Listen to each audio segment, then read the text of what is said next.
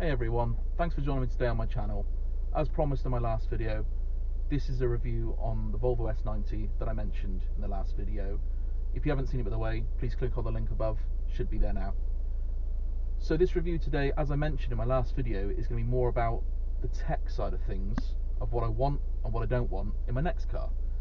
So it's not going to be a traditional review, I'm not going to take it out for a drive or anything, I just want to show you some of the bits and bobs that a quite modern car has, and what I would suggest and recommend to other people to consider for their next car, as well as what I will. So what I'm going to do is just do a short video going through the pros and cons of the specs that I have on this car, and what I would like to see it have again, and what I'm not so fussed about in the future. So stay tuned and let me know what you think in the comments below. Thanks.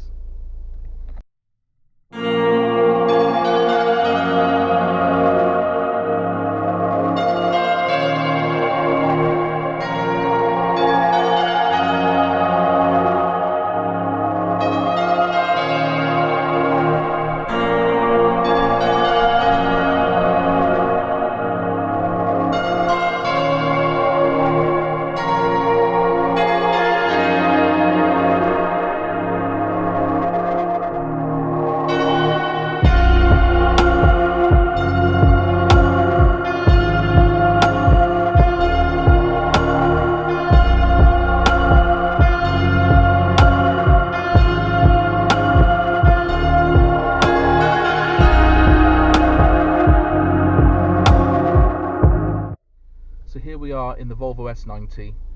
This is a premium luxury exec saloon of a value of around 40,000. It's 18 months old and has about 18,000 miles on it. So it's not really that old.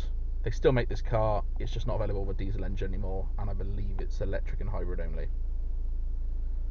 So talking of the pros and the cons of the spec of this car, as you can see, everything's digital, everything's modern, really nice quality interior. And what I want to talk about is what I'd have in my next car and what I wouldn't bother with if I had the choice. So the absolute essentials, and then the items that aren't so important. First and foremost, when it comes to tech, even though it's a bit old school, auto transmission, gotta have that. Great gearbox in this car, smooth, not really that jerky, and yeah, I want to keep with auto going forward, as many cars as I can have in the future. Onto the digital display, that is very useful, and I would like to continue to have that as well. There's lots of different various options here. You can choose the colours and the patterns to suit your requirements and what you prefer. I've got it set to the standard sort of silver here. Everything's really clear.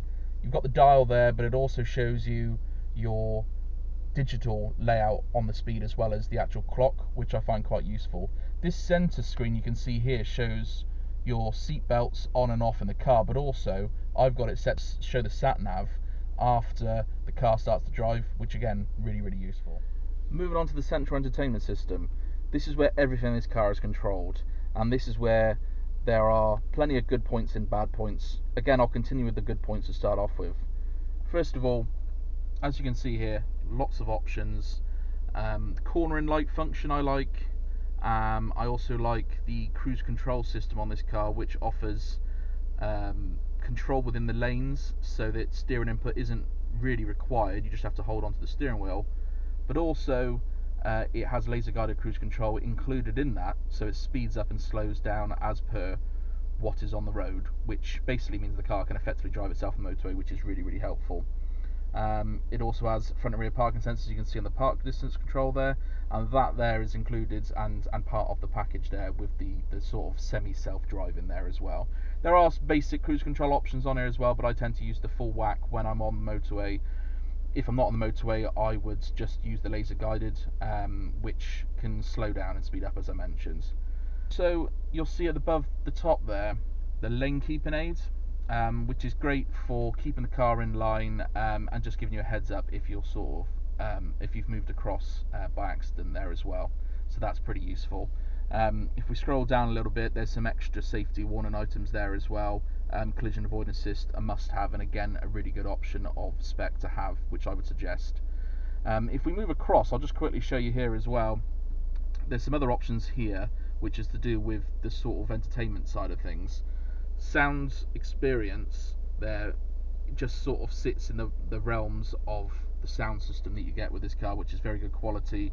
I don't know if you can see there, but it's a Harman Kardon sound system, which is an optional extra on this car, and I definitely would always recommend, and I will continue to want to have an upgraded sound system going forward in cars, because it does make a big difference. Also, it's not highlighted at the moment because I'm not using it, but Apple CarPlay is an absolute must.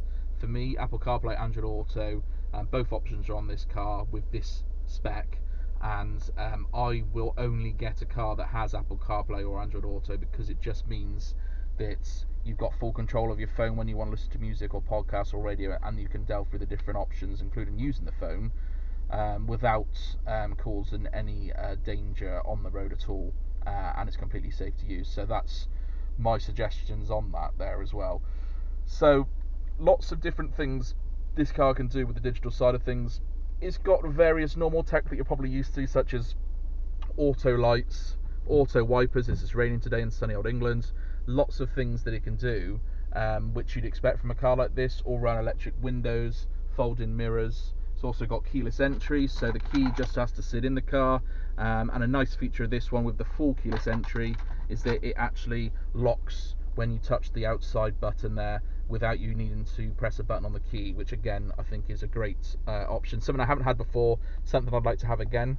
Another thing that it's got, when I'm talking about the auto lights, you see here it's also got auto high beam assist, which again is a really useful bit of kit when you're driving along and you don't want to have to keep changing between main beam and dipped. Now on to the parts I don't like so much. With the spec this car's got, there are items in this that I don't think are necessary or that I wouldn't want again. One thing would be that although some of the items I mentioned are really good, they're not without their faults. So I would look to maybe get these kind of specs again, but maybe make sure that they do what I want them to do. So such as the high beam assist I mentioned, that has a delay sometimes on actually switching to dip beam, and sometimes I turn it off altogether. So that's something I would definitely research more with the car by taking it for a test drive, that kind of thing. Also, moving back onto the touchscreen here, this is a great system. It's pretty quick, as you can see. It's not slow particularly. It also has a reversing camera, sorry I forgot to mention that, which is of course something that's really useful, and again something I haven't had before. Very good high quality pixels on there, so it's really well designed for reversing out of spaces in a big car such as this. Saying that, although it's good to have this touchscreen, I would prefer to have more buttons. This is the only selection of buttons we have in the car, and I do not like the fact that when you want to use the heating controls, you've got to go into here, mess about here, or click here, and then you've got to change various buttons, that kind of thing. It's not that intuitive, and I would prefer to have buttons when it comes to climate control. As many buttons as possible, to be honest. I prefer to use the screen for the more the tech side only, not any of the basic uses that you'd have daily as well. So that's a problem for me. Also, some of the functions here on the steering wheel for the technology I found quite difficult to get used to. They're not that intuitive, and therefore you can press the wrong button regularly. For example, using the cruise control, I always get confused which button's which when I'm going along, and end up sort of doubling back on myself when pressing buttons, which of course takes your concentration off the road a bit, which is the issue.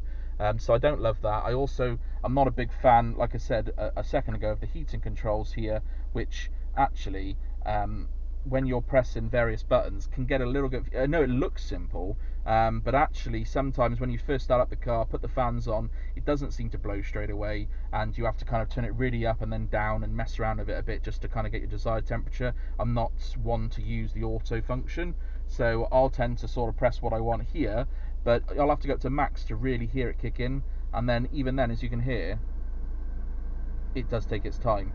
So, but sometimes you have to do that just to get it to really select what you want it to do. It's a bit slow on the catch up with that. And I suppose my other thought with having all this digital stuff is, you know, if I was to buy this car pre-owned, I would be concerned about its reliability in the future, and if there'd be any issues. Without a warranty, this stuff would be mega expensive. So again, that's something I would be concerned with. Finally, here's a sort of a mid-ground option that I would like to mention. I actually really like this, but again, it's one of those things where you really have to think about if you need it. It's got an electronic boot on this car. This is a saloon, which seems completely pointless because it is just a saloon. However, it is quite nice to be able to use the kick function underneath, which has a sensor and picks your foot up, and that means that you can lift the lid and close the lid of the boot without actually having to touch it whatsoever. So if you've got carrier bags in your hands, that kind of thing, shopping, you don't have to touch the boot whatsoever, which is a really helpful function. However, when it comes to just closing the boot when you normally need to, having a button to close it seems unnecessary. But I suppose it all depends on what you want from a car. If it had it on it, I would still like to have it.